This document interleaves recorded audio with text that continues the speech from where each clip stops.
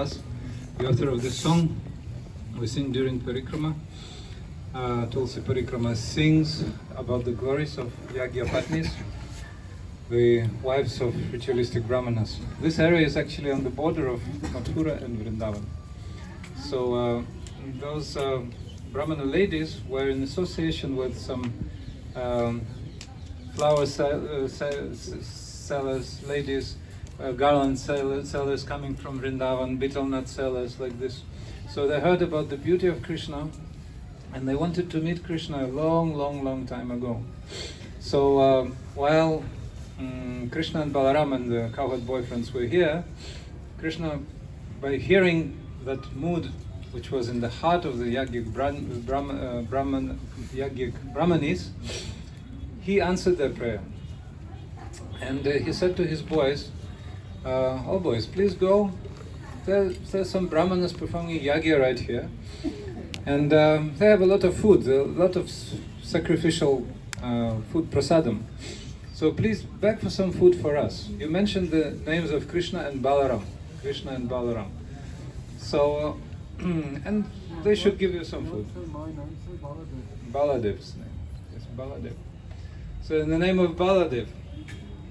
So those brahmanas went, the boys went, and he addressed the brahmanas, "Oh gods on earth, please listen to us.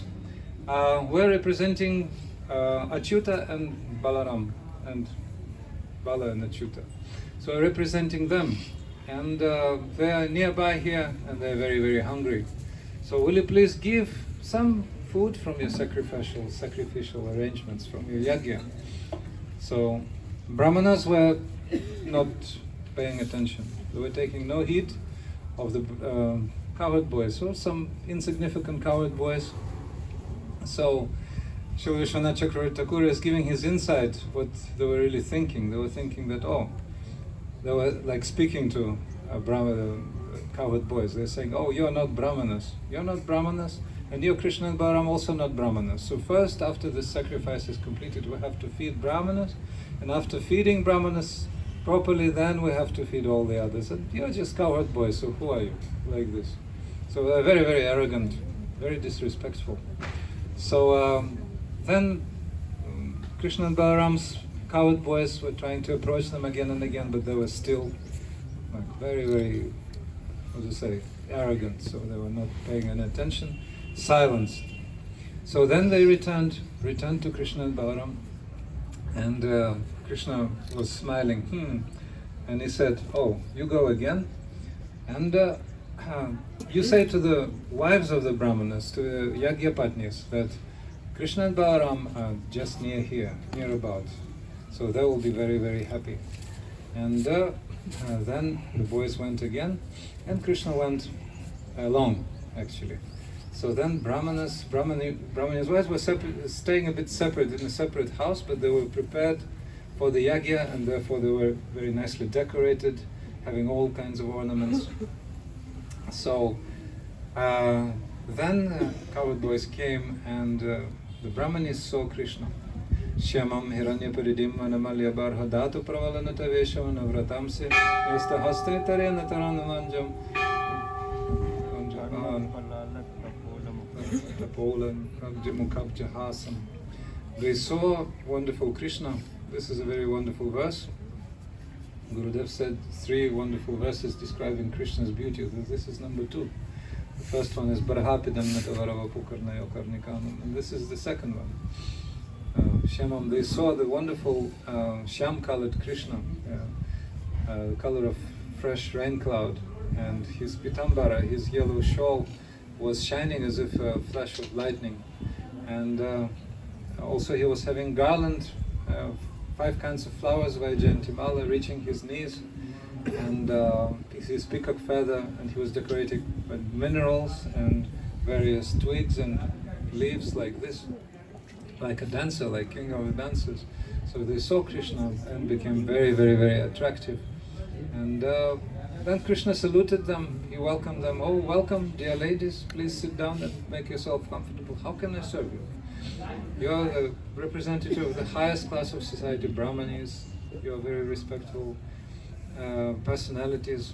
So then Brahmanis were very, very happy, and they were saying, oh, actually, we have abandoned all our relatives, we have abandoned our husbands, our sons, our different other relatives, our seniors and also juniors, our sons, and we have come here to this forest. So we want just to stay with you. We want to stay with you.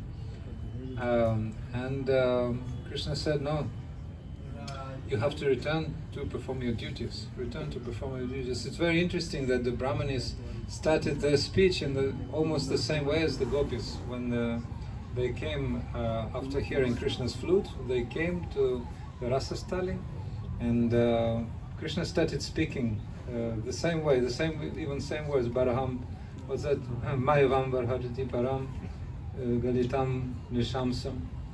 So in Pranaya Gita. So they're saying, oh, it's not proper for you to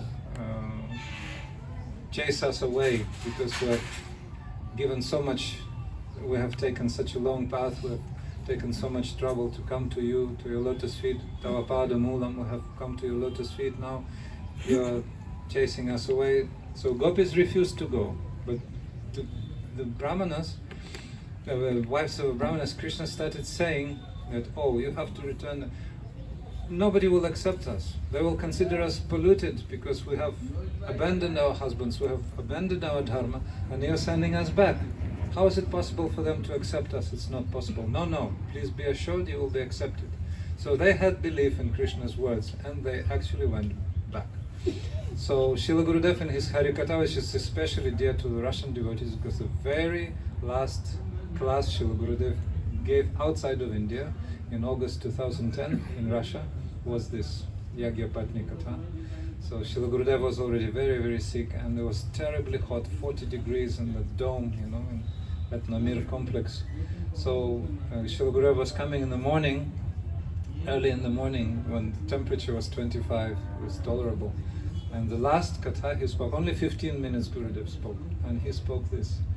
And he said that the difference between the gopis and the Yajna-patnis, the gopis belong to Krishna's caste. They are Gopi Jata, they belong to Krishna's caste. And in another place, I think in Ramananda Samvad, Krishnadas Kaviraj Goswami is saying, I think Radha Ramananda's words, that Krishna accepts only representatives of his caste, only the ladies from his caste and the men, gopis and gopas and gopis of his Jata. But Brahmanis were having Brahmanya Abhiman. So we'll hear more in, what's it called, Belvan, about that, Brahmanya Abhiman. So they were thinking of themselves as Brahmanis, and actually the tendency to perform their duties, to serve their husband, etc., didn't evaporate from their hearts. And the gopis didn't think anything, and Uddhava was saying actually about that. Uddhava was saying that those ladies, they have abandoned all Vedic Dharma, they have abandoned all chastity, even they've abandoned all reputation, they spoiled everything. They were perceived by the community as fallen ladies. They didn't really care. So their mood is purely gopi mood, and the mood of the Yajna-patnis is just like a shadow, like a abhas, semblance of the gopi mood. So thus Krishna didn't accept them, but accepted in their hearts one lady also, very, very similar, like one gopi, certain gopis, who were not allowed to go by their husbands and their sons, etc. They got burnt in the fire of separation. So one Yajna-patni also got burnt in the fire of separation, and actually she was so much eager to meet Krishna, but when others came and started telling about beauty of Krishna, etc., then she left her body immediately. She was burnt in that fire of separation. And by Harikatha, by hearing Harikatha, she went to her destination. So then Yajna-patni successfully returned home, and when their husbands saw them, they felt so much remorse, they felt so much regret. They said, oh, fire on us, to hell with our education, to hell with our expertise in performing yajna, to hell with our Vedic Dharma, to hell with our knowledge of the scriptures, with all our skills, because we could not recognize Krishna and Balaram, we could not recognize the Supreme Personality of Godhead, to whom actually all our yajnas was dedicated. Everything, all the ingredients of the yajna are part and parcels of the Lord, meant for His service, but we didn't realize that, and we were continuing with our fulfilling our petty desires. Actually, I didn't mention that Yagya was meant for celestial residents in heaven, so they were, their destination was paradise, so they were performing that Yagya for that. So just petty results they were persecuting. But actually our goal was to achieve Krishna, and they wanted actually to come. They wanted to come, but fear of Kamsa prevented them from coming, so they didn't go because they were afraid of Kamsa. Anyway, the mood change, the heart change was there completely because of the association of their wives. So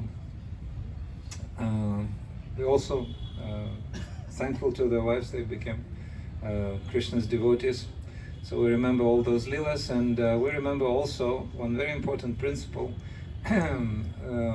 We have to cut through spiritual materialism. Spiritual materialism is abiding by the formal regulative principles, not paying attention, not heeding the essence. So Krishna and Balaram, Supreme Personality of God, in its first expansion, that is the essence of everything, the life of everyone's life.